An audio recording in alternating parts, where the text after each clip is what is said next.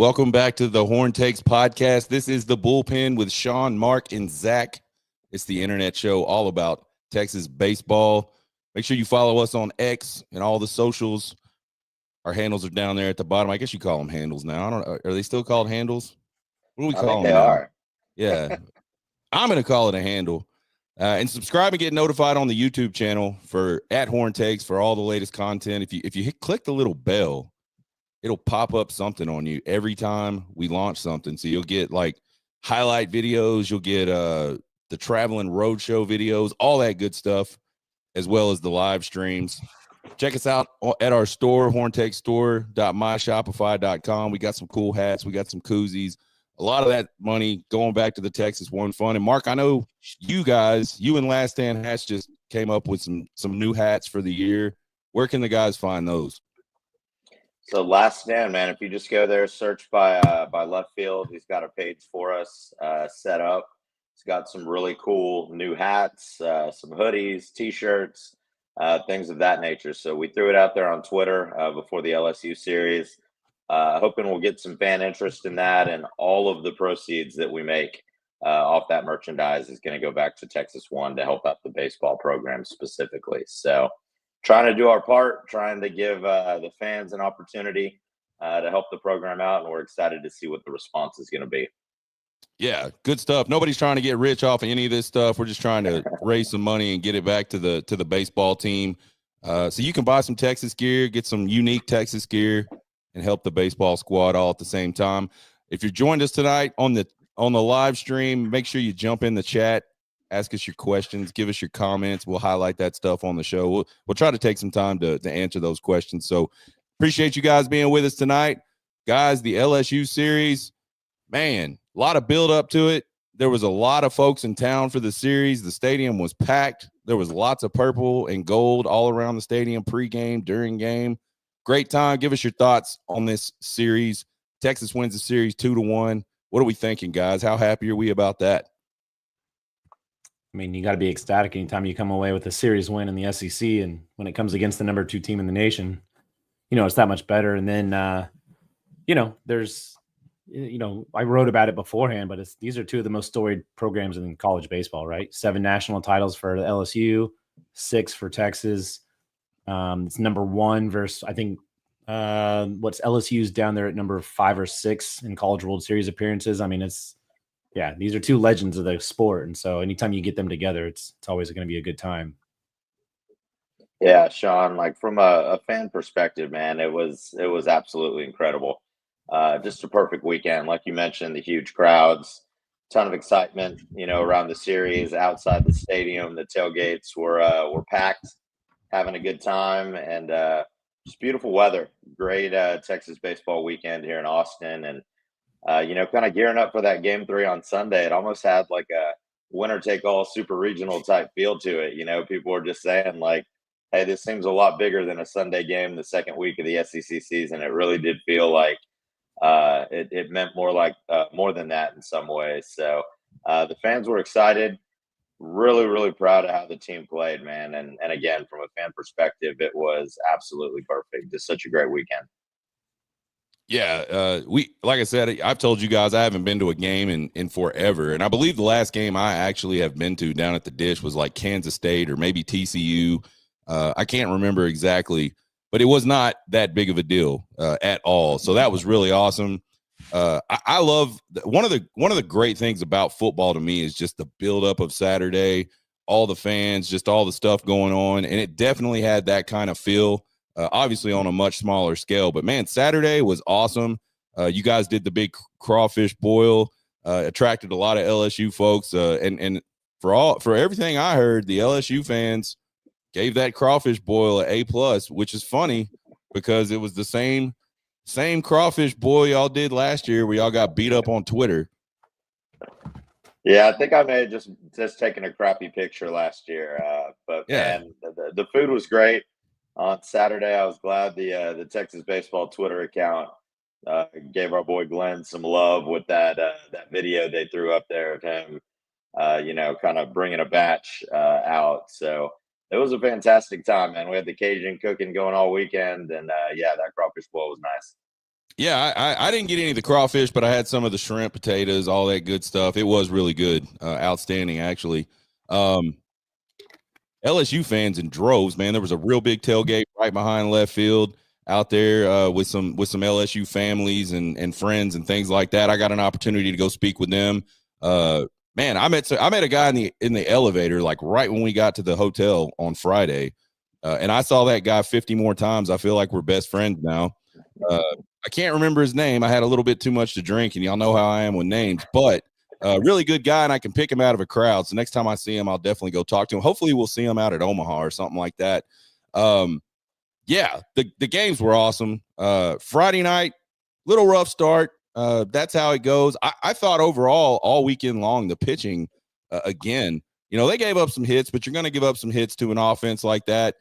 Zach, I know you interviewed Schloss earlier in the week on Monday, and he talked about that offense. This is kind of the offense that you want to have. A lot of power, a lot of slugging. It seemed like every time I looked at the scoreboard, the guy up to bat was over 400, was hitting 4 or 5 home runs. Just a really outstanding offensive lineup. And for the most part, I felt like the pitching held them in check the majority of the weekend. What do you guys think about that? Yeah, no, it's true. Their leadoff man, Derek Curiel, true freshman. Everyone got to see something special, right? Like, there's not many freshmen in the nation you get to see do that, and there's not a lot of players that can do what he's doing right now. That was really cool to see him out there. And then, Jared Jones, their second hole hitter, he's one of the strongest guys in the college baseball right now, and he's going to be a high draft pick. And so those two guys really got it going. But I thought Texas, to your point, did a really good job of, at times, other than Friday, being able to get, 1 out or 2 outs when those guys were coming up to the bat. And so it really limited their ability to have that extra base hit or that extra damage whenever they were getting those hits. But yeah, there's people were complaining about LSU after the series, and I said, no, you don't understand. Like, that's a legit team. Texas pushed all the right buttons this weekend. You don't understand. Like, outside of Friday, Saturday and Sunday, Texas pretty much played about as perfect as you needed them to pitch and play in order to win the series. Otherwise, it could have been the other way very easily. So, yeah, they had a good lineup. Yeah, Zach, and my takeaway from game one, right, is I felt like the game wasn't as close as some people are saying, right? I just felt like every at-bat they had, they were just lining baseballs all over the field, hitting the ball on the screws the entire night.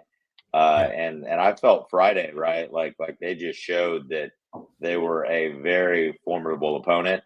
I was a little bit worried after that game on Friday, right? After I saw what they were doing at the plate, and then you show up to the stadium Saturday, you see the wind blowing out to left field about 30 miles an hour. I was a little bit worried about that, man. And there was points in that game. I think 5-2 when they were up on Saturday. Like, the wind even picked up even more.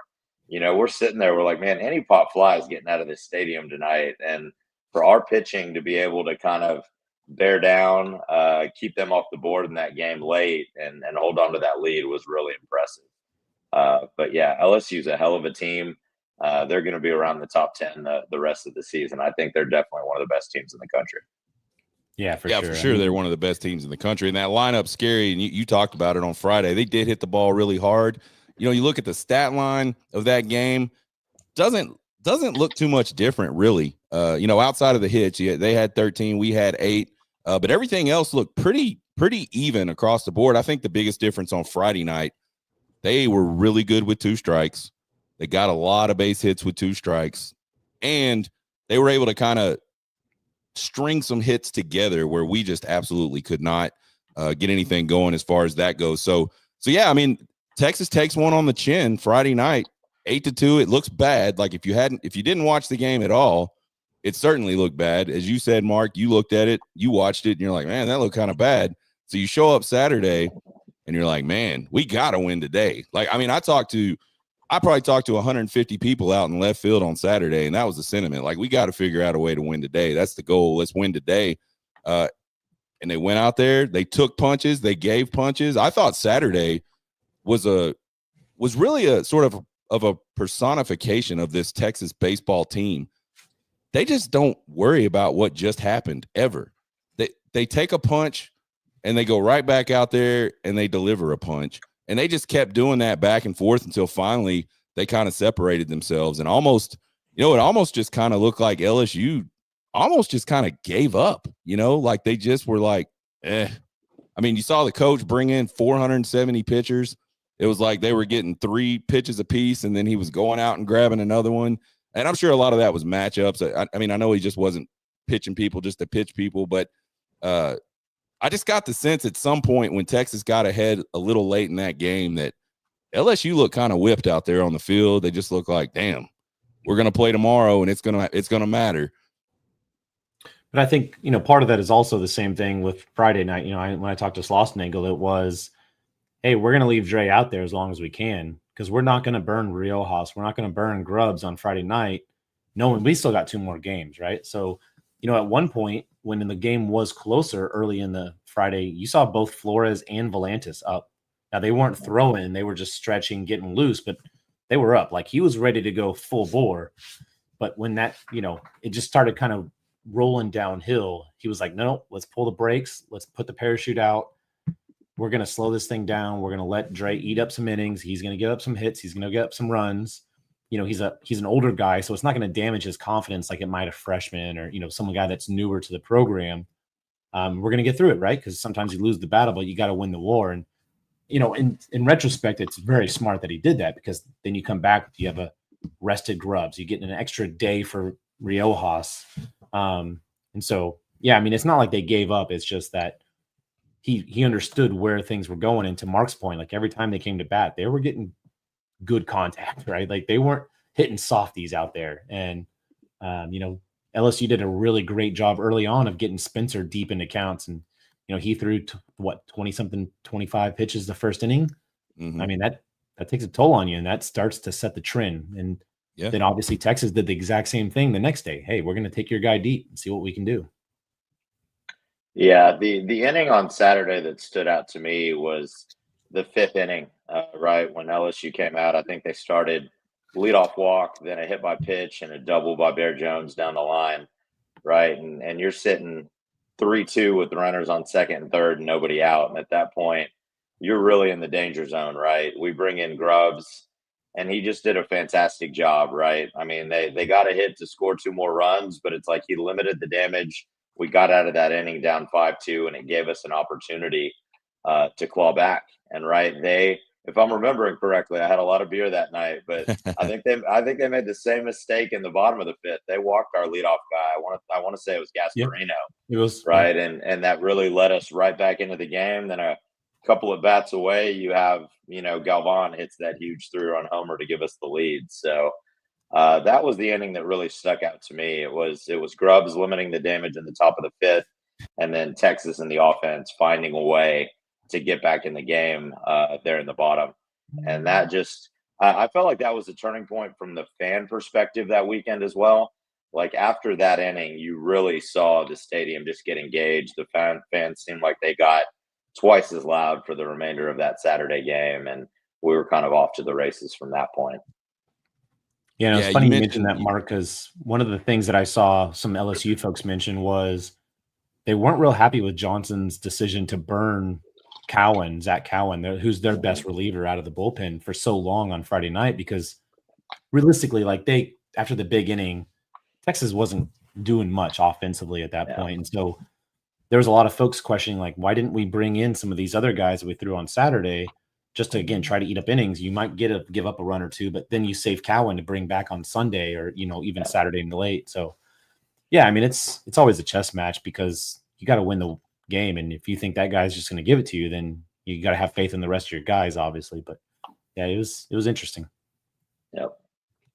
Yeah, and then, Cody Howard comes in on Friday night, and, it probably didn't matter all that much, but he kept the score the way the score was and pitched some good innings. And I thought that was good for him to come in and get some innings against a team like that and do well against a team like that. So that's stuff that might pay off in the future for a Cody Howard going forward. You mentioned the crowd noise. I was talking to you, I think I was talking to you Saturday morning. We were having lunch or whatever, Mark, and you were talking about the crowd. Like, God, what's going on? The crowd is quiet.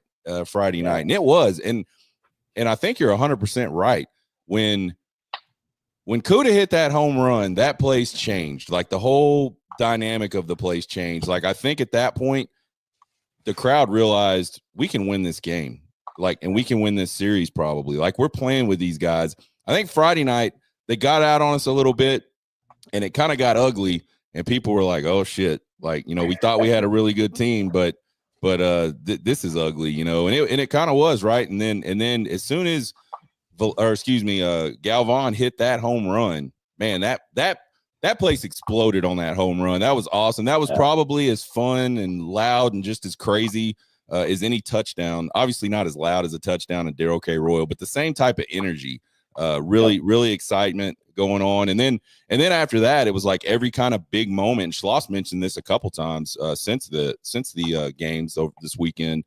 The crowd was really into it at the right times during the game. And I think we'll get better. It's been a while, I think, since this Texas baseball crowd has probably had just a ton to be overly crazily excited about. And so you wrap up all that SEC and LSU. You talked about that earlier in the show, Mark. It's like a premier program, and you did as well too, Zach. That's like bringing those guys in and being able to take 2 of 3 from them, I think is going to be big for this program going forward. And so it'll be interesting to see how the team continues to build on that momentum. Spencer, little rough on Friday. Dre got touched up a little bit, and I think that's kind of the first time we've really seen Dre get touched up like that. He's been really good this season. And again, a lot of people get down on that. And you know what I'm happy about? Those guys were throwing strikes. To get tuned up like that, you got to be throwing strikes. Now, could they have probably been better pitches? Sure. Could they have been a little less of a miss? Sure. But they're throwing strikes, and I think that's the important thing. We all tend to go, "What have you done for me lately?" And so people are going to look at Duplantier, and people are going to look at Spencer and go, "Oh, what's going on with those guys?" I think they'll get back on track this week. Harrison again. Pretty good. He was kind of streaky, started off really good, and then it kind of got away from him a little later. He had a rough couple innings in the 4th and the 5th. I think he just maybe kind of ran out of gas. I'm not exactly sure. Grubbs comes in. You guys already mentioned that. And then the guy that I think really surprised a lot of people that really didn't know who he was coming into this thing was Dylan Volantis. Dylan Volantis comes in on Saturday and goes 1.1 innings of zeros across the line. He gets his 2 Ks. He did a really outstanding job closing out the game Saturday. Ruger Riojas was great in his first start. I thought 6 Ks, 1 walk, 2 earned runs. And then again, Volantis comes back in, gives you 3.1 innings or 3 1/3 again. 1 walk, 5 Ks. That dude is just a stone cold killer, man. He's a strike throwing machine. And it's funny. What did I hear? Someone said something to me. I heard it somewhere. Oh, it's like a tweet or something that my wife saw where some LSU fan was like, as soon as Nines came back out of the bullpen on Sunday, we knew we were fucked. Like they knew it was over. And it's exactly what happened. He just came in and mowed them all down. The thing I like about Volantis is he'll give up some contact, and thank God for Tommy Farmer on that one, but he'll give up some contact, but a lot of times it's just really weak, dinky little contact because that pitch is moving so much, really hard to square it up. So I know we've said this, I've said it at least 1,000 times so far this year. The pitching has just been an outstanding surprise. Like it just keeps happening every week. At this point, I think we can get past, man, is this for real or is this kind of a fluke? It is what it is. Those guys will go in, they'll throw strikes. Sometimes they get touched up a little bit, but then it seems like there's always someone else that'll come in and kind of clean it up for them. So, the pitching and so, our guy Colin Volantis is way too advanced to be a freshman, best freshman pitcher we've had since Tanner Witt. What do you guys think about that? Yeah, he's got some unique stuff. From his height, he's 6'6". He's legit 6'6". But he also has an over-the-top delivery, and so his hand is coming from way up top, and so he throws that sinker and he gets it and just buries it on you. But when it's coming from up top as well, because of his length, he's able to extend out there, and it just adds. He only throws realistically in the middle of the game, he'll throw 89 to 90. He can run it up to 92, 93. But it feels a lot faster when you're looking at it. I mean, you sit there and watch his bullpen and you're like, man, that gets on you quick. And then his breaking ball, he just does a really good job of shaping it. He doesn't, it's not overly unique in terms of its break or its, horizontal or vertical movement. It's just, it's got a really good delivery coming out of his hand, and he hides it pretty well. And again, it's coming at you and it's on you. And all of a sudden you can't do anything with it other than pound it in the ground. And so, yeah, if you're lucky. Yeah. Most of the time you just swing right over the top of it. Yep. But no, I mean, the biggest thing about him is just the mentality. I mean, he takes every moment like it's a new pitch. He doesn't get caught up in the pitches. He's a stone cold killer. I mean, he's what a Zen master. Yeah. Yeah. Well, if folks didn't know who Dylan Valanis was, they certainly do today. He won a lot of awards across the conference. A lot of the baseball outlets that focus on baseball had him as one of their, players of the week in the SEC and all that. He did win the SEC freshman player of the week. So I feel like we'll see a lot more of that. So that's 2 weekends in a row. He's come in 2 games and just really slammed the door on the opposing offense. So one of the LSU fans that found their way in behind us asked me, he's like, is that y'all's closer? And I said, well, he sure seems like it at this point, but I don't think they really know how they're going to. I think they're just going to handle him as they handle him. He's going to come in when they need him to come in. And so, fun game to watch from a pitching perspective. Let's switch gears a little bit. Talk about the offense. Started off, again, Friday night, they kind of scattered 8 hits. Only extra base hit in the game Friday was Rylan Galvan's home run in the 6th. Kind of what do you think was going on there? I just felt like, I mean, obviously that LSU guy was really damn good. You talk about how good the Texas pitchers are. What was that kid's name? Cade Anderson. Cade Anderson. Tip the cap to him. That guy can pitch. So he just kind of kept him off balance all night. And we just really couldn't hit the ball hard. Even, we got a base hit finally in the game. Jalen Flores gets that little bloopy little single thing, and we were like, yay, but it wasn't hit hard. It just fell out there somewhere. So he did a great job, and obviously, pitching wins sometimes. But I thought really on Saturday and then again on Sunday, the bats really came alive and people started hitting the ball hard, obviously. What y'all's take on the weekend as far as offense goes? I mean, LSU's got a number 1 guy. I mean, he's top 20, 25 pick in the first round draft this coming year. So it's not about the Texas hitter. Sometimes it's about the opposing pitcher. And that was right. LSU's got a dude on the mound. I mean, he's got a true 4-pitch mix. He's got the fastball that had some late life and some pop on it. You got 2 distinct breaking balls, and he knew how to use them. I mean, he was just locating. And when you're zoned in like that, you're zoned in. So sometimes you can get lucky and beat those guys on a Friday night, but oftentimes you can't.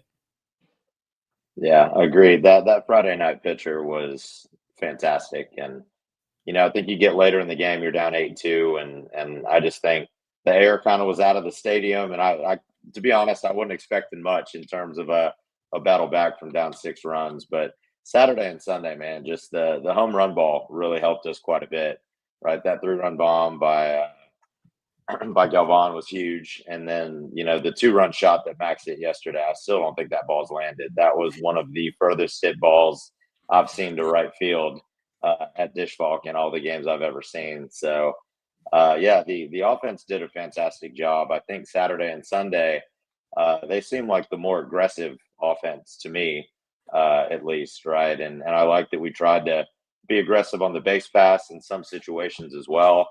And I just, I really like our lineup from 1 to 9. I don't think that there is like any soft spot, and it seems like the guys were just picking each other up all the way down the lineup. So scored a lot of runs, man. To put up 11 on Saturday and then to come back with 6 on Sunday was really impressive. And I like the way that we were able to play from ahead yesterday. I thought that was a really, really big key, as it is in a lot of Sunday games, and was just really impressed by the guys overall. I think one guy we haven't mentioned yet who had a fantastic weekend as well was Jalen, especially on Saturday. Right, I think he had 3 hits. I want to say I read he scored 4 runs on Saturday. So he was all over the place as well. So shout out to Jalen. He did a really good job. And yeah, offense was clicking. It looked great. And I think I don't think I've ever seen a home run go out of right field at that place where the people on top of the bus turned around, like did a 180, faced their backs to the plate, and just watched the ball go. I mean, he absolutely destroyed that ball. So yeah, big power. I tweeted it this morning. Like this Texas offense, they don't hit a lot of cheap home runs. They're either gapping it or they're busting it well over the fence. I think Texas baseball put out some velocity stuff. Interesting. Schuessler had the number one highest velocity, exit velo of the weekend for Texas. It was like 110. I'm trying to remember what that was on. Again, I had a lot of imbibement as well. So what were you saying, Zach? You said it was a liner to right? Yeah, it was a liner to right. Yeah. That's right. Yeah. And then Galvan's should have been the second fastest. He hit that thing 109. Yep. And then Ballou's home run was 107 off the bat. And they said it went 404, and everyone was looking around going, no, there's no flipping away that hit 404. Yeah. Like I saw that land halfway up the tree across Comal and then fall straight down. I'm like, no, guys, that was way the hell out there. Yeah, that was wild. Yeah, it was good stuff, man. The place got crazy on that one as well. So I think to me it's just about, I think up and down this lineup, you kind of mentioned it, Mark, up and down this lineup, these guys can hit.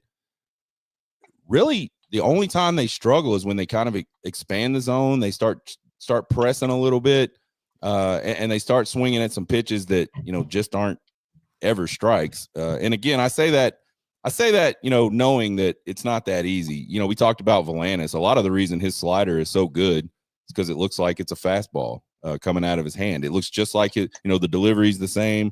The height is the same when it comes out, and then it just kind of breaks away and it's not there anymore. So surely that's a lot of what was happening to some of the Texas hitters as well. So we've got some guys that have kind of struggled, man. Do we have any worries about some of these guys, or are we just thinking this is midseason slump and it just kind of is what it is, and these guys will just kind of bang their way back? What do we think about that? I mean, honestly, the guys that people say have been struggling, everyone was kind of getting on Tommy Farmer for a bit. He's hitting 275, right? And like he came up with some big hits on Sunday. He was really good. Adrian Rodriguez had kind of hit that freshman wall a little bit, and he had a really good series. And he's back up to hitting 333. And so, I don't think there's anyone in the lineup outside of maybe Gasparino, who I still think is kind of feeling his way through some of his approach and mechanics. I think that's really the only hole in the lineup, right? Like you're going to have times where, you're going to have, guys at the bottom of the lineup go 1 for 7 or 1 for 8. And that's okay as long as the guys at the top are getting on base and driving some extra hits or extra base hits. But, as we saw on Sunday, like these are guys that can hit the ball and they can hit the ball hard. And they're going to continue to work hard. It was funny before the Saturday game, Slosnagel was saying today that he was like, I had to tell the guys, like, we're locking the cages. Like, do not come in here before 1:30. It's a 6:00 game. And he was getting texts like, hey, can we go hit some balls at 11 a.m.? He goes, no, man, like, go get some rest. Chill out. Go play a video game or something. And so, no, like with these hitters, like it's coming. I mean, you see it in spurts. It's just getting that groove. And that's sometimes hard when you have a Friday night guy that just kind of really tears you up. So, yeah. Sean, I mentioned this a couple times. I think the thing that's really noteworthy to me is I feel like our offense always has a couple of guys that are going, and it's not always the same guys, right? I've been a Texas baseball fan long enough to know that we've had teams that were really good, but if our 2, 3, and 4 hitters weren't getting 6 or 7 hits in a game, we weren't going to score more than 3 runs, and we were going to lose, right? So we mentioned last week in Starkville the crazy number about, who was it, Zach? It was Rodriguez, Flores, and Ballou went like 1 for 30 or something like that. Yeah, Ballou, Flores, and now Rodriguez, Yeah, and we swept Mississippi State. And then you look at Saturday against LSU, right? We put up 11 runs. Max goes 0 for 4 in that game. And then we come back Sunday, win the series, score 6 runs. Jalen goes 0 for 4, right? And that's what I like to see is when your big hitters have an off night, right? Somebody has to step in, pick them up. You still have to be able to score runs. That's just so important. There's been countless times at Texas where that has not been the case. I remember back in the day when we had guys like Youngman pitching, we'd lose games Friday night 2-1, 1-0. When we won against a Friday night ace, and we couldn't even get a guy on base. And now I feel like there's just more of that consistency down the lineup. And I think each of them has the understanding that if I have an off night, somebody's going to be there to pick me up. So that's what stands out to me. Yeah, I agree with all that. I mean, I think that's how you win baseball games, because your main guys aren't going to always hit. They're going to have their off nights as well. So the rest of the guys got to pick them up. Going back to Willie G. I know they changed his stance in the offseason. It looks like he's doing some different stuff like that. Do you think? I mean, did they mess with his swing any? And I say mess with. Did they tinker with his swing? Obviously, they're working on him with his approach and all that. That's probably got to be a lot for a guy, because you get used to doing something a certain way. Your body takes time to get retrained and all of that. So you still think, Zach, he's kind of just working through some of those things. And again, with him, I think, and I believe that. I also think he's just ready to go. Like, how we talked about Easton Winfield at the beginning of the season. He was just like, I got to be the dude. I'm trying to be the dude. I see a lot of that in Gasparino. He's a big first pitch swinger. I've noticed that, or at least I noticed it against LSU. It looked like most times he was getting up to bat, he was hacking at that first pitch, and they knew that too, and they were throwing him a lot of junk, not giving him much to swing at that first pitch. So to me, it just looks like he's pressing some, and maybe I don't know how you fix that. He came back from the Cape early to get extra work in, essentially, and when the coaches took over, they told him, like, listen, man, you've got your travel ball coach in your head. You got your his dad's obviously in the MLB, but he's got people that are in his head. You've got your high school guys, got your guys that you trust, your hitting coaches. Mm-hmm. He goes, you're hearing 3 different or 4 different approaches. You got to take one, right? Doesn't matter if it's this guy or that guy or the other guy over there is, the bum on the street at the MLK. Like, you got to take one approach and stick with it, because he was trying to do so much at the plate. Mm-hmm. And with his length, he had a lot of holes in it, right? I mean, we saw that last year with the number of strikeouts. Now, he's got a lot of power because he can extend his arms and he can just drive it. But more often than not, I mean, if it's not a flat fastball, like, he's not going to be able to get a hold of it. And so they told him, like, look, choose one approach and stick with it. And I think that's why you saw early on, there was a lot more comfortableness with him. But at the same time, Slosnigel's talked about this multiple times. Guys are going to get video on you, right? Like, they're going to see what you've changed and they're going to adjust as well. The same thing with Rodriguez. No one had tape on him. He does really well. All of a sudden he starts getting more tape on him and everyone's like, okay, now this is how we throw to him. Right. Well, now he's adjusted to that, right? So there's always this kind of back and forth with, how do you adjust to what you're getting versus what you're trying to give? And so I think there's some of that as well, where Gasparino, again, he's got all the tools. I mean, he is a true 5-tool guy. And so I think, he just needs that one kind of big game that gets that confidence, like, okay, that was my swing, repeat, right, and just continue from there. Yeah, I mean, it sounds like it is just as simple as that. You got to just keep going into the batter's box, taking your hacks, and trying to have the right mental approach. And eventually, because it's baseball, something good's going to happen. Yeah. And that's kind of when if you can do that a couple times in a game, that's kind of when you get back on track mentally and sort of start excuse me, hitting that potential that you have and everybody knows you have. So I don't talk about any of that to talk down on Will Gasparino. I'm just curious, what is it that's going on with him? So we'll be looking for him. I think if the team goes into this weekend with a good mentality, I think this could be a weekend where a lot of people can build a lot of confidence. We'll talk about that in just a little bit. If you're hanging out with us, join us in the chat. There's a lot of guys in the chat posting questions, posting comments. Cody Jones says D1 baseball did us dirty with the ranking. I saw you, Mark, kind of engage with Kendall on Twitter earlier today. That is I had him text me. He was pissed off that I put the trolls all over him first thing in the morning today. So He was like, "Come on, man, you got to chill out." And Yeah. I was like, dude, when you do something like that, I'm gonna put you on blast. So Yeah, your I ratings, hope dude. You did it. You did it to yourself.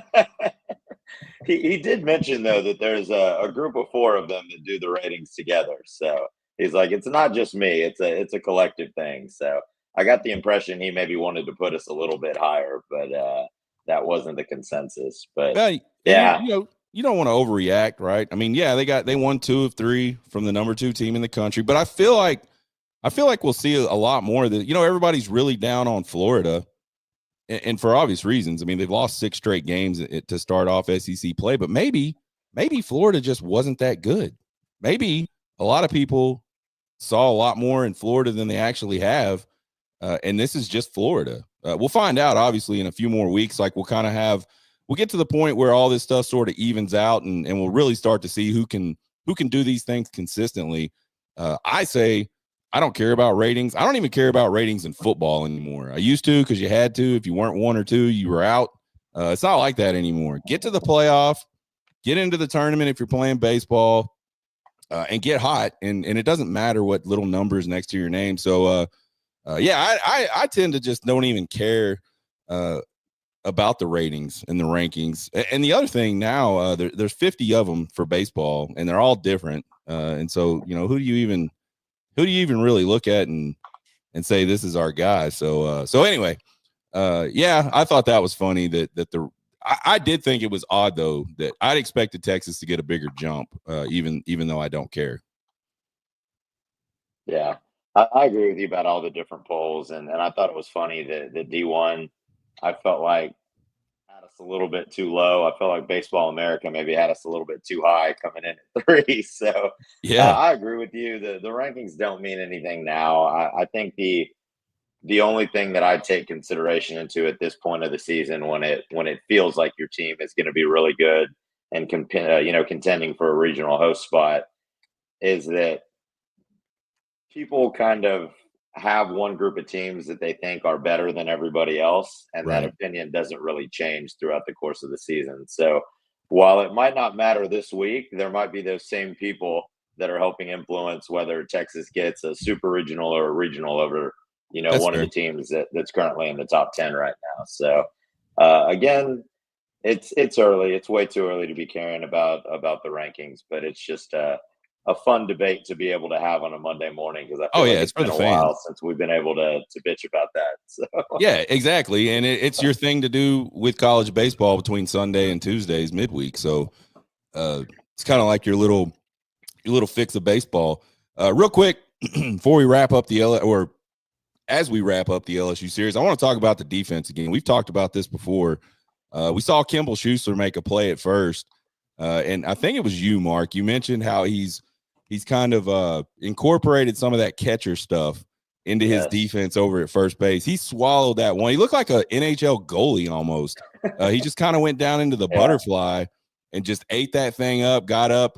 Man, he's really impressed me with his you talk about catchers, and a lot of times people just think catchers are kind of the big kid that they stick behind the plate. And even in Major League Baseball, there's some catchers that they cannot run. They can turn a triple into a single real fast. Kimball Schuessler has really surprised me with his athleticism over at first. He's made some plays. I look back to that bunt that he chased down in front of the pitcher's mound and got to third base earlier in the year. I thought that was an outstanding play. yeah. So I want to call out that stuff, because that's the stuff that a lot of people just don't look at that and give it any weight. We're so home run oriented and scoring oriented and strikeout oriented for pitchers. Those are plays, and they can save runs. In the right situation, a play like that can save runs. So tip of the cap to Kimball. I thought the Tommy Farmer catch, we're talking 2 weeks in a row, Tommy Farmer has stole one big time late in the game, kind of in a pivotal situation. To me, it looked like a lot like his miss at Mississippi State. Not exactly the same, but the same kind of ball kind of going away from him. He almost had to, he's going dead to the wall, and he kind of had to bend back and just kind of reach up and grab that one before he planted his face right into the Yeti Yard fence. A-Rod, I thought, looked good at third. You know, we talked a couple weeks ago. A-Rod kind of gets lifted. Borba comes in for his defense. I thought it was good to see A-Rod look really good at third base in his return to third base. So, yeah, you know, you talk about pieces. You talk about doing the right stuff to win baseball games. There's guys making plays, and they're making those plays look kind of easy sometimes when they're really not.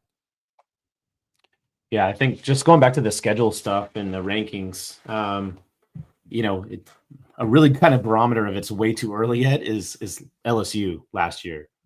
They started off conference play in their first 5 series. They were 3-12. I mean, left for dead. Yeah. They end up going 10-5. And, you know, they made a regional, and they made it all the way to this regional final and almost beat and took down a nationally ranked North Carolina team. So, you know, it's obviously very early. We're only in weekend 2. We still have got 8 weekends to go, but yeah, it's far too early to write off any team at this point. I mean, Florida, A&M, we've seen the talent they have. Like they're not bad teams. Now you look at a team like Missouri, they don't have the pitching horses to kind of keep up to what maybe A&M is able to do or Florida is able to do.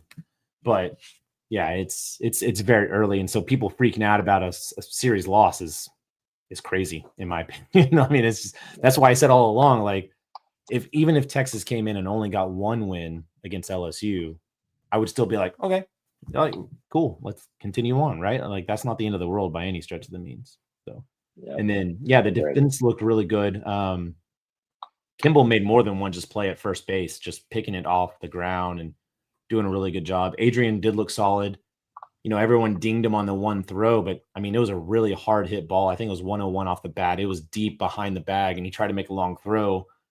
And sometimes you just got to eat those, and sometimes you got to try and make a play, right? But yeah, I mean, overall, they played really well. Jalen Flores made some just wow moments again on the infield, and yeah, he just continues to look so much smoother this year than he did last year. And again, spending a lot more time with Tulo, and that's not a bad guy to learn from considering they're similar heights and just the mental makeup. But yeah, some really good defense out there.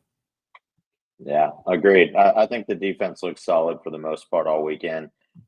You know, I do recall LSU. I feel like they made a couple more glaring errors than we did. I remember one ball that was dropped in the outfield that should have been caught, and you know, things of that nature. So I do think we held serve defensively. I also thought Galvan did a really good job behind the plate for the most part. Right, saw him throw a guy out as well during a pivotal time. I believe that was Saturday in a 1-run game. He threw out a guy at second base, which was a really big play to get the second out. Yeah. So that was really big for us, and you know, I think the defense has been solid. And I feel like our outfield defense is really, really good, right? I trust Max and Gasparino out there quite a bit. And obviously we know some of the great plays that Farmer's made as well. So overall, pretty happy and feel like they are getting better. Yeah, I thought what was interesting is we saw the LSU outfield kind of struggle at times. You know, you mentioned the drop. There was a ball that I felt like the center fielder could have got to, and he kind of pulled up short and it bounced up into his gut. And, you know, we got an extra base on that one. And then the left fielder, you know, trying to make a play, diving out, and Max getting a triple on that one. To me, and what was interesting about that to me was, and correct me if I'm wrong, Zach, I feel like when we had Koki on to talk about LSU, we talked about the defense. And that was he said that the outfielders were the strength of the defense for LSU. And so I was really surprised to see them sort of struggle the way they did. And after watching their shortstop play, I'm really surprised anyone would say that their outfielders were the strength of their defense. And I'm not taking a shot at Koki there. Like, that dude can play, man. Yeah. That dude is really good. He was fun to watch. I almost clapped for him a couple times just because I was like, my God, that was just such a good play.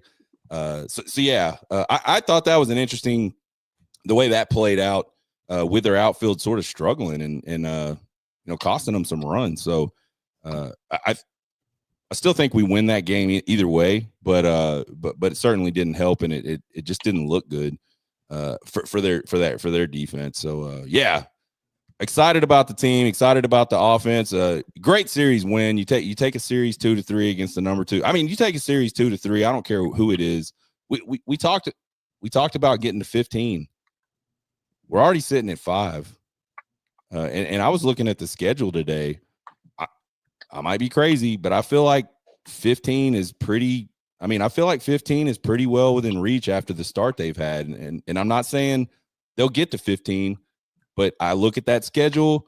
I know what they can do. I feel like they should get to 15. Like, I feel like they should be in the 15, 16, 17 range. And they could be even better if they keep playing baseball like they've been playing baseball. So they're going to have their weekends where I think, stuff just doesn't go right. You just don't want it to be at the wrong time. Like this weekend, we do not want to go to Columbia and have a bad outing. Like, I think if we walk out of Columbia without 3 wins, I'm probably going to be a little like, man, we let that slip from us. I wouldn't say I'm disappointed, but I think I'll say we should have got 3.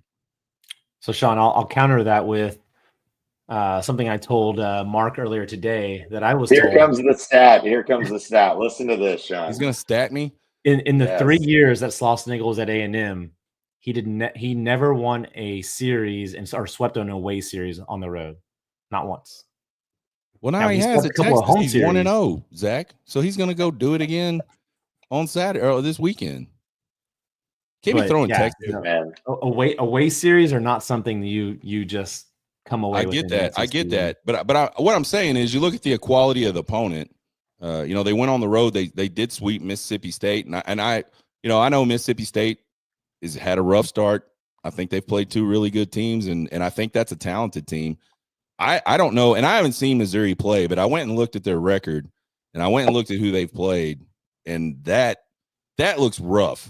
If you're a Missouri fan, and I know there's at least one because he reposted when I said, hey, come check out the bullpen tonight. He reposted it on Twitter. So there's at least one Missouri baseball fan that said, go watch these guys if you want to learn about the Texas Longhorns that are coming into town this weekend. Real quick before we leave LSU series, let's talk about the 3 best. Who'd you guys have? Zach, you go first, man. Yeah, I had Galvan for obvious reasons. I just thought, this guy's got 5 home runs in the past 6 games. He's just been a monster at the plate. His contact rates have been ridiculous. He's hitting 400 in conference, I think, at this point. Ruger Riojas, you didn't know what you were going to get on Sunday, right? And I think coming into the season, pitching was always going to be the question. And, he already threw 50-something pitches on Tuesday night against his old team, UTSA, in a very long game. But his ability to come in and just eat up innings and just be that dude, cannot state that enough. Like, that is something extra special. And then Max Ballou. Max Ballou, he really put the team on his back at certain times and just was able to kind of get the energy going again. And he's just such a special player, and he doesn't always show it every at bat. But right before he hit that just ridiculous home run, Schlossnagle went to him, and at the at bat before, he had gone the other way. He'd gone to hit it to the left side, and Schlossnagle pulled him aside in the dugout and said, "Hey, there it is. You're not rolling over it. You're staying with it." That approach, and sure enough, he just completely destroys a 96-mile-an-hour heater. So, yeah, those are the guys I had for the weekend. Yeah, my 3 are very similar. Had Galvan there. I just feel like he's the heart of this team right now. He really gets everybody going. You can tell he's playing with a lot of confidence, and the guys are feeding off of him. I think he's providing some really good protection as well for guys that are in front of him in the lineup. They're having to pitch to Max and to Jalen because they know Galvan's coming up. So I think that's also been big. So Rylan, definitely number 1 for me. And then I had Ruger and Volantis, right? Coming into the weekend, I knew that the pitching was going to decide whether we won this series or not. Their performances on Sunday were just incredible. I didn't think there was any way we were going to hold them to 2 runs on Sunday. I was kind of thinking it was going to be the opposite type of game where you might see 10-9, 11-9, something like that in the Sunday game. But Ruger was just incredible. Valances as well. And I'm just so interested. Zach, I heard you and Schloss talking earlier today. I'm just like so intrigued on where these guys are going to end up from a rotation perspective. Is it going to change week to week? Are they eventually going to settle into a role? Are they just going to roll the dice every weekend and say, hey, we're going to use you here, we're going to use you there? But they've just proven that you can put them in whenever the hell you want, and they're going to go out there and do a job. So those guys impressed the hell out of me, and congrats to Ruger and Dylan on their great weekend. And if it ain't broke, don't fix it. Yeah, he got SEC Freshman of the Week, so right. that's extra special right there. Yeah, and I'll tell you, when Texas baseball put out that little compilation of his strikeouts, I don't know if it was earlier today or late last night. I think I've watched that thing like 80 times already. It's just ridiculous to see the way that he was throwing and just keeping those LSU hitters off balance. It looked like they were completely lost on some of those strike three pitches that he blew by them. So just incredibly impressive. Yeah, I mean, they looked really frustrated. When they would leave the batter's box, they looked like legitimately defeated, like body language wise, heads down, shoulders shrunk, just didn't look like they were having a good time playing Division I baseball because they just couldn't hit the kids. So I had Galvan. He hit 364 on the weekend, 5 RBI, 2 home runs, stole a base, was a brick wall behind the plate. I think that's something that catchers don't get enough love for. We talk about these pitchers all the time, the spin rate. Not only is the spin rate tough to like get ahead of and get in front of, but think about once that thing skips off the ground, what it does. The spin reverses. I mean, there's just a lot of stuff that's really hard about being a D1 catcher today. And he does a really good job back there. And I kind of echo your sentiment, Mark. That's kind of what I was thinking. Kind of like the heartbeat of the team these last couple weekends. Rylan Galvan has just really been that guy. I have Valantis number 2. I think for a freshman to step into that type of situation 2 times, 4 2/3, 7 Ks, 1 walk, zeros everywhere else. It does not get much better than that on that type of stage and against that type of team. So I was really impressed with him. And then Baloo, 417 on the weekend, 4 RBI, home run, triple. He's a big energy guy. Every time he came off the field in right field, our tickets are in right field.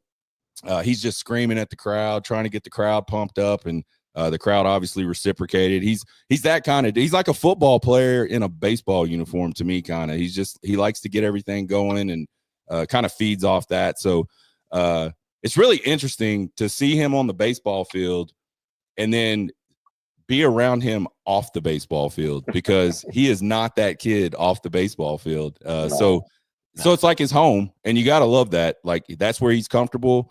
So let it all hang out. And that's exactly what he does. So yeah, those are my 3 best. And there was a lot of guys that did really well. It's really tough to pick these every single weekend. And again, I think that's a really good problem. Let's throw it up here. Let's do it. Let's do the Horn Takes podcast, Texas outfielder dinger tracker. We're almost up to double digits. And I have faith. These guys are going to make it close. We're 9 out of 50. I probably jinxed this whole season for you guys. That's my bad. Y'all were probably going to bust 60 or 65 until I said something. But I was telling Mark and Zach before the show, I get dug in on something and I'm never letting this go. Even if it ends up like 11 of 50, we're going to talk about it every single Monday night, the dinger tracker. And I'm just going to keep pulling for you guys to just start laying into them. So don't change anything. Y'all are doing great. They'll come. Don't worry about me. So Sean, I actually had a 4th person for our the top 3. I don't know if everyone really saw it from where they were sitting or the TV or whatever, but the umpire caught the foul ball off the plate straight into his fingers, broke both fingers. Yes. And he was walking around for a bit, right? He came back for the last out of that inning and was still calling balls and strikes, broken finger and all, calling him out. And then after the half inning replaced himself. But okay, so I didn't even see I didn't even notice that, but I did see him get hit and his hand was just dangling. And I said, oh my God, he broke his hand. And they looked at it for a while and I thought, okay, well, maybe not, because he went right back there. I didn't know that. That's a good catch, Zach. Give that guy some credit. Those guys get beat up behind the plate, man. Catchers and umps, and man, sometimes we get on them umps because they're wrong all the time. But man, they do can they can sometimes take a pretty tough beating. So give them some grace. Good on that, man. Who was it? Which one was it? Do you know his name? He was the third base ump on Sunday, so it would have been David Susi. David Susi, tip of the cap to you, my friend. A lot of people, man, football players get hit in the hand, they fall on the ground and try to get timeouts and stuff when they could just get up and run off the field. This guy plays through it and calls balls and strikes. So all right, we're headed into a midweek tomorrow night. We got Sam Houston coming into town. I did a little research on Sam Houston, 7-17 on the season. They've got wins over Missouri State, NJIT, which I have no idea who that is. They have beat Houston twice. I don't think though Houston. I know we talked earlier in the season. They lost a lot of people. They're not the same Houston they were last year. Abilene Christian, they did beat UTA and Louisiana Tech, but they haven't won a series. I don't think this is a very good ball club. What do we think? I think it's a tale of two different teams. Their offense is actually pretty good. I mean, they're hitting close to 300 on the season. They've got a couple of guys, Lovich, who's a senior guy. They've got some transfers in. Who was the other guy that I was looking at earlier today? I can't remember his name now. But I mean, the big story is their pitching, right? Like their team ERA or their staff ERA is above 7. Their Friday night guy, he keeps them in games. He's not able to finish those out, right? But Texas actually faced him back in 2023 to start the season off up in Arlington in a game that Missouri won. And another little stat for you, Sean, when you say a sweep is mandatory this weekend, Texas is actually on a 5-game losing streak. That is not what I said. Texas is on a 5-game losing streak against the Missouri Tigers. Schloss Their last series win in Columbia is in 2011. Their last game that they won is back in 2012. So we're talking about Texas right now. No, right? Missouri. I know you're saying Missouri, but are we saying Texas hasn't won there since 2012? They won the Friday night game in 2012 and they lost the series back in 2011 is the last time they won a series against Missouri Tigers. Well, in fairness, Zach, 1, I did not say that. 2, we haven't played Missouri in a very long time because they went to the SEC. So 2023, they played in Arlington. That was different though. Anyway, I didn't say it was mandatory. I just said, and we'll talk about this in a minute. I just said if we go on the road against that team and drop one, I might be a little disappointed. I didn't say it's the end of the world. Let's get back to these Sam Houston. What are they? The Bearcats? Bearcats. Come on now. Yeah. It's the Bearcats. Yeah. I mean, here's the thing about Bearcats. They no longer have one of the best players in all of college baseball, who was a Golden Spike semifinalist, Walker Janek. That guy was a freaking dude. So thankfully he's not there. But I'm personally very invested in this Sam Houston State game, which sounds weird, but a good colleague of mine, his son actually pitches for Sam Houston. So I'm excited to see him on the bump. Cool. We better win. If this game goes 12 innings in the last 5 hours, like last Tuesday's game, I'm going to throw an absolute fit. So you're going to be a little disappointed, right? I need to see an easy Texas win tomorrow. Come on, guys. No, I think it's a get-back game. The pitching kind of struggled at times last Tuesday. I felt like we just came out a little flat, it looked like to me. If you can come out flat in baseball, I feel like you probably can come out a little flat in baseball. And I feel like that's probably what happened a little bit. So for me, I expect we'll probably see Rarick on the bump. I could be wrong. I've been wrong a lot in the past about who might go out and pitch, but I bet he pitches some if he's not the starter. I'd like to see him get back. It's a get back game. I would be shocked if it's not Cade Bing or Flores on the mound to start. That's true. We didn't see either one of those guys on the weekend, and they got to get their throwing in. So, yeah. But, I mean, the thing about it is having only used 2 pitchers on Sunday, it sets up Texas perfectly on a Tuesday and even for the weekend against Missouri, because now they could start Flores, keep him on a pitch count, let him go 2-3 innings, bring out Cade Bing, let him go 2 or 3 innings, bring out Cody Howard, let him go an inning, 2 innings, bring out a guy like Rarick, bring out a guy like Bryce Navarre. Yeah. the two guys you will not see, or the three guys you will not see guaranteed, is going to be Riojas, Dre, and Grubbs. Coach has no desire to pitch them whatsoever, especially Riojas. But like I said, I think I would bet even money it's going to be Flores or Bing getting the start tomorrow. I just want to give a shout out to Bing for last Tuesday's performance. Wasn't it 15 batters faced, 15 outs? That's It pretty absolutely incredible. was. And he came in was a unreal. really, 5 innings, yeah. really gross situation. So good to see. Cat. Good to there see. you go, Kevin. I see Kevin in the chat. Bing's in the chat. I hope What? Tim used to Bing's get in the some chat? tomorrow. Bing's I in the hope he chat gets calling their ass himself a kicked. Bearcat. His son's What? gonna have 10 strikeouts. What in the world is going on? All right, you see that, Cade? Get him. Kevin's the Yeah, best. I love Kevin. Yeah, he's hilarious. I think to me, again, it's a get back game. Like, if we lose this game, I will be extremely disappointed. I'll be beyond just like kind of disappointed.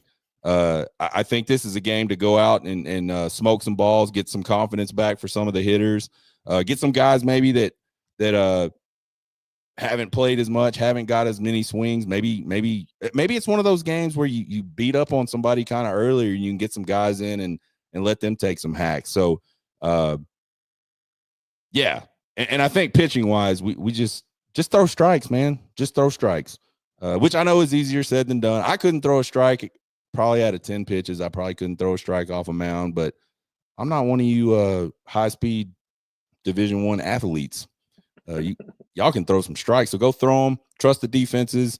The other thing to note about Sam Houston State, just throwing it out there, is Hunter Autry, who's their kind of second best hitter on the team, is the older brother of Easton Autry, who's committed to Texas for the 2026 class. Oh, so that's, nice. little might get to see his dad Heath in town. He's a very well-known head coach up in the DFW area, but just very cool to see kind of those connections between the two programs this weekend, or not weekend. Awesome. Cool. Well, one thing I did want to ask you about, Zach, and I didn't get. Well, I had a chance, I just didn't do it. We saw Jaquay Stewart get his first start. Got to start on Saturday. Got to start on Sunday. I'm assuming because the right-handed pitcher. Yep. Interesting. Someone asked earlier in the chat, is Easton Winfield hurt? Maybe they heard Easton Winfield was hurt. I have not heard that. It's just okay. Fair enough. I thought, maybe we'd see one or the other on Saturday, one or the other on Sunday. Jaquay gets both of them. Gets his first hit, I believe. Now he's had one other hit on the season, but gets a hit. Yeah, he got his first hit of the weekend though on Sunday. Right. So good for him. That's what I say when we talk about getting guys in the game. Let these guys get some swings. What have we heard, real quick before we move on to Missouri? What have we heard on Jonah Williams? I know a week or so ago we were hearing how he was taking some good swings, and the staff was looking at maybe trying to figure out how they can get him in the game. Are we still on that pace? What are we thinking there? Yeah, I mean the conversation is it's more not necessarily about his talent level. It's more about, do you burn a year of his eligibility to get him 5-10 at bats in one season, right? Yeah. Like, he's not going to be a guy that's going to come in, because if you think about it, he broke his collarbone during the middle of his senior year of football. So he didn't play in the spring season because he's obviously at Texas, right? Well, so that means he hasn't seen live competition, and certainly not D1 competition before, but he hasn't seen live competition since at minimum the summer prior. And so just that catch up and ramp up period. And, he was recently cleared to do all the activity. So it's not like he's been in fall camp just going 100%. I mean, this is a guy that's being the ultimate teammate just to be on the team, going through all the things you need to do and be a top step kid. I wouldn't be surprised if you didn't see him at some point on a Tuesday night, especially if it's a blowout game, just to get him some action. But, I think that's a tough conversation you have, because the kid wants to play. The coaches love the kid. I mean, he does everything right. I mean, he is the penultimate teammate. He has a blast. He's like one of the funnest guys to watch at the games when they show pictures of the dugouts, because he's just having he acts like there's no other place on the planet he would rather be at that moment than right there with the team doing what he's doing. But it's it's hard to, like, who are you going to pull off the field to give him an at bat? There's that. Right? Like, there's that. That's the fair. thing is, you're going to put him in at DH most likely, or maybe outfield somewhere. So that means you're pulling off a Blue a Gasparino, a Farmer, a Winfield. And you can't tell me right now at this juncture that you shouldn't be giving at-bats and defensive plays to Winfield over Jonah Williams, right? I mean, Winfield probably needs those at-bats. And so it's one of those things. And there's so many spots and there's so much limited time and there's 27 outs, right? That's so it. You're right. Who you pulling off the 100% field? fair. You got anything on that, Mark? Any comments?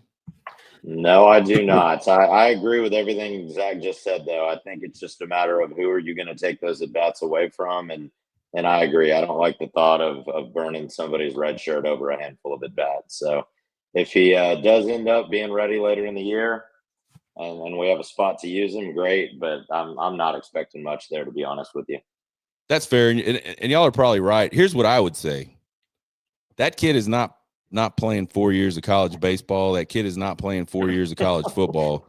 So worrying about a red shirt with Jonah Williams, I think is the wrong approach. And I'm not calling anybody out. And I'll say, if you think he can help you win games, then yes, you give him 5 or 10 at bats and you burn his red shirt. If you think he's that kind of guy, I have no idea if he's that kind of guy.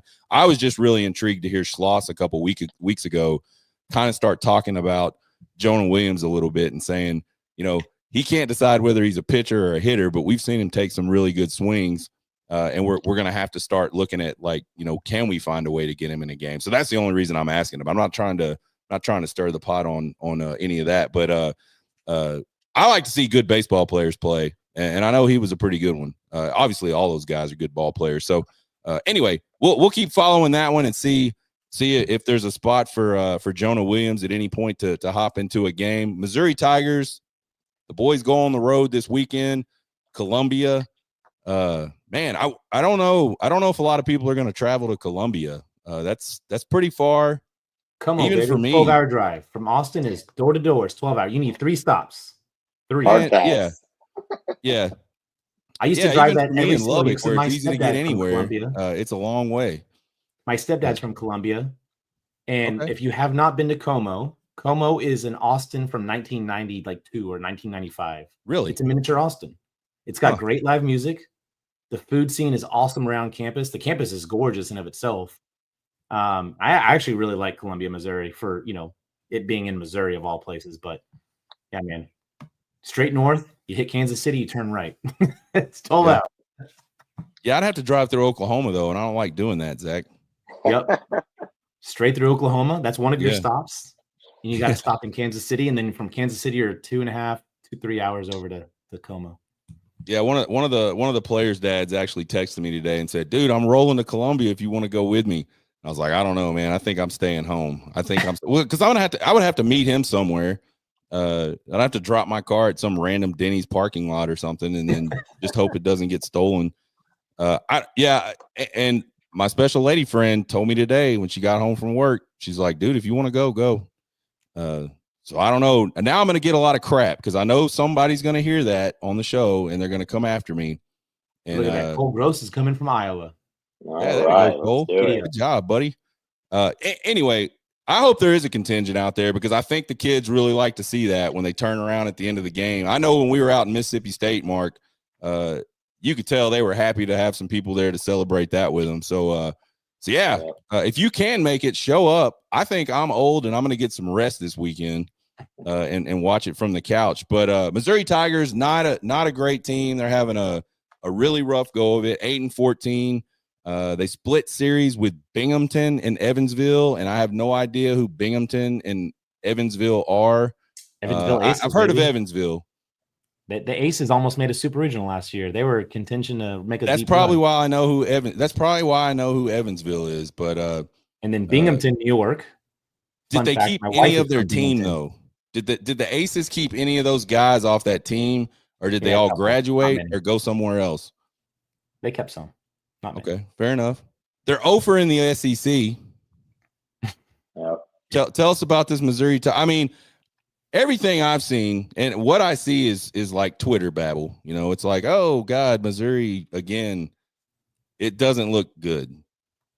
So the fun thing about their series against LSU, they actually out-hit LSU and had a chance to beat them on the Sunday or the Saturday game against Ianson, actually.